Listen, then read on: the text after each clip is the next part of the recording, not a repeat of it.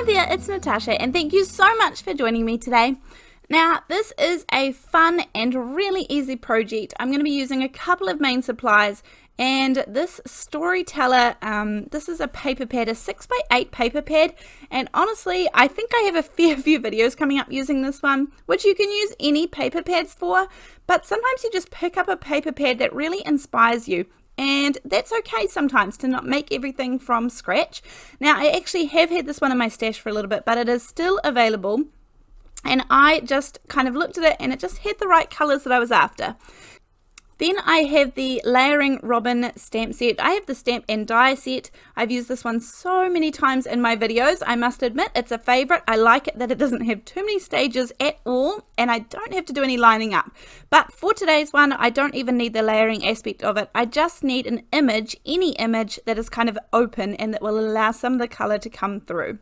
So from the paper pad, I went through and kind of was flicking through the colors. I'm going to choose a red, some of that red that's on the back there. So I cut off a little bit of that one. And then on the back of these birds is this kind of teal, turquoisey kind of color. And I was debating whether I wanted to do the blue, the yellow, and the red, or the red, the yellow, and the turquoisey color. Now, I guess these ones here with the blue would be primary colors, give or take, obviously, not quite perfect red, but yeah, I was looking whether which ones I wanted to do, and I thought the blue made it just a little bit dark, so if I took the green, that would lighten things up just a little bit, or that turquoisey color. So I kind of held all the papers against each other, and that's how I made my decision. So I'm going to cut a little bit of the yellow off, a little bit of the turquoise, and a little bit of that purpley red color. And then this is what kind of started off what I was thinking. Now today's whole card was kind of inspired by the Andy Warhol pop art that he does. So it's one that he's pretty famous for, that style of art. So if you haven't seen it or don't know what I'm talking about, then you can Google it. Otherwise, this is kind of my version of it. Not perfect, but this is kind of my version that can go on a card. So I have my 3 pieces cut out here and I am going to stamp the bird in some VersaFine Onyx black ink. This is just because this is a really crisp black stamping ink and I'm not using a stamping platform, so I want to make sure that I'm going to get a really good impression, and this ink always makes sure that I will get that. Now when it comes to these little birdies, I am going to pop some clear embossing powder over top. I do that mainly for the shine and the finished aspect, although I'm not going to lie, it means that when I am working with them, I cannot smudge the ink in any way, shape or form. So it's actually a security measure for me, because I get really frustrated when I'm halfway through a project and then those sorts of things happen. So this is just another way that I can kind of minimize the risk of that happening. So I add a little bit of clear embossing powder over top, and then I heat this with my heat gun, and it means that everything is sealed nicely underneath. The black ink is a pigment ink, so it's going to stay wet perfectly long enough for us to emboss.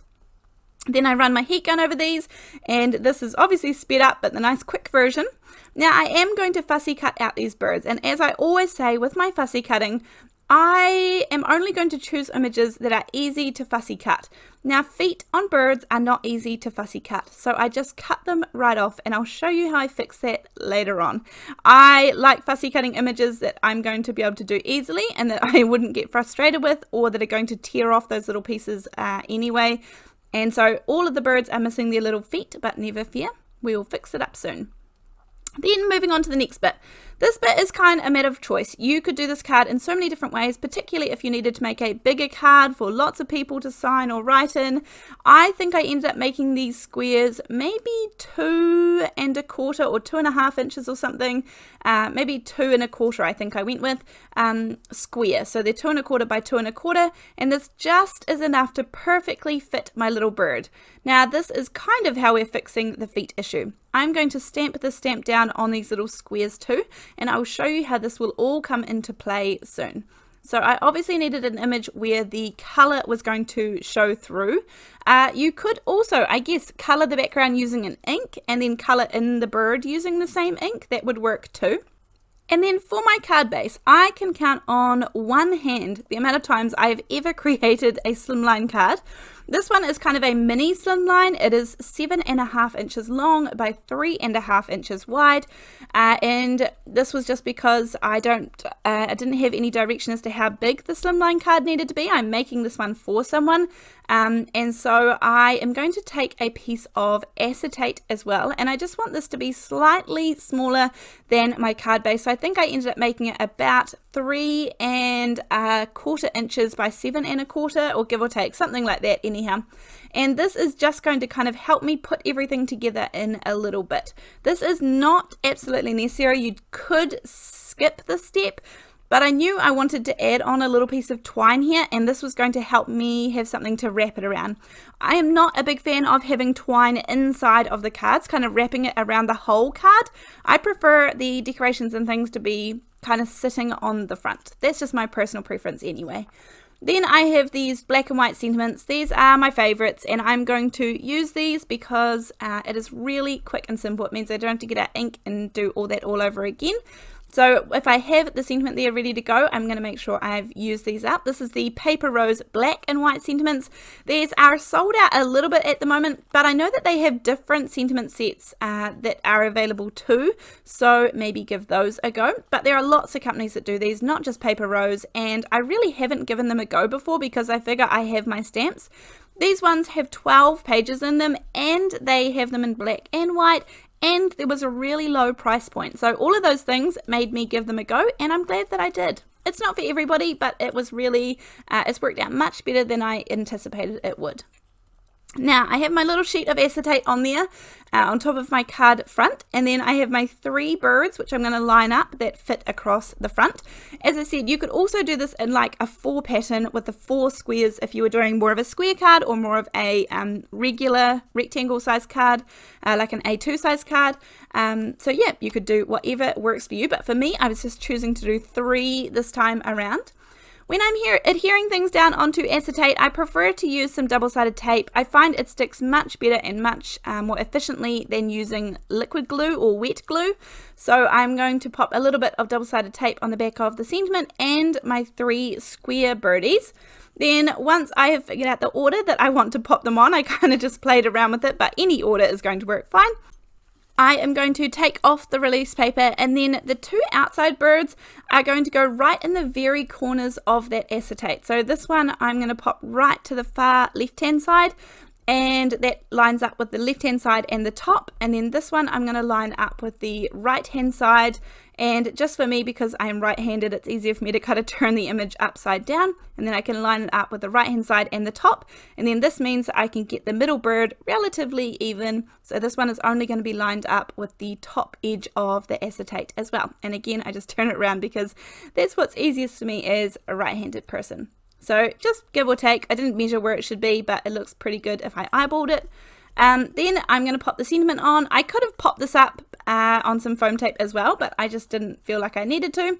So just figuring out whether I want the sentiment to the left or whether I want it in the center, and I kind of liked it off to the left a little bit. So again, double-sided tape, and then I will pop this one down. I actually popped it down wonky to begin with, so now I'm going to have to kind of pick it up and pop it back down again.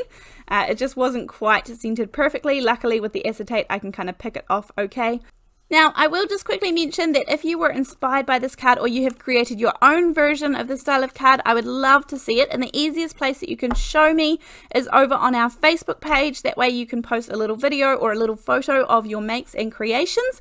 And that page is called Come Crafting with Natasha. We have an amazing group of people over there. Very supportive and encouraging and kind, and it is a beautiful place to be and to spend some time. I love reading through and catching all of your comments and going through all of your makes and creations. And I have a couple of fabulous friends of mine who help me run that page, Nicole and Jocelyn, so thank you to those 2 people. I am so grateful for them. They do an amazing job. Now, as I said, I popped the string around the acetate. That's just what I prefer and was one of the main reasons why I used the acetate. But I am going to pop up these little squares here, and this is easy because I can hide all of my foam tape behind the bird squares. So I chose to use some foam tape. I could have put this down flat, but I think this is the perfect place for some dimension. And then I popped some foam tape behind the sentiment as well. and then this will line up nicely so that there is a little border around all of that acetate too. I have a little bow in my little piece of string there, and it has become trapped between the foam tape behind the birds and the sentiment, so that's fine. It can't go up and down. And then on the back of my little birds, this is where the kind of final cool part comes in. I am going to pop these up on foam tape just because I could. I'm going to make my own envelope for this. In fact, I have a video that shows you exactly how I make my own envelopes for slimline cards and for other types of cards that I create. So I have a whole video showing that, the 3 ways that I create envelopes for all different shapes and size cards. And so I'm going to pop the birdies down on a different color on top of each one, and then that way their feet look like they were always meant to be there. My birds are slightly popped up with that little bit of shine, and then that is my finished card for today. So I hope that you have enjoyed this card. I hope that you've enjoyed watching and that you are inspired to create something similar, or you've kind of got your own ideas now. If you do, as I said, I would love to see them on the Facebook page, but other than that, I will link all of the supplies down below this video, and I super look forward to seeing you in the next one. Thank you so much for your support, and I will see you then. Bye!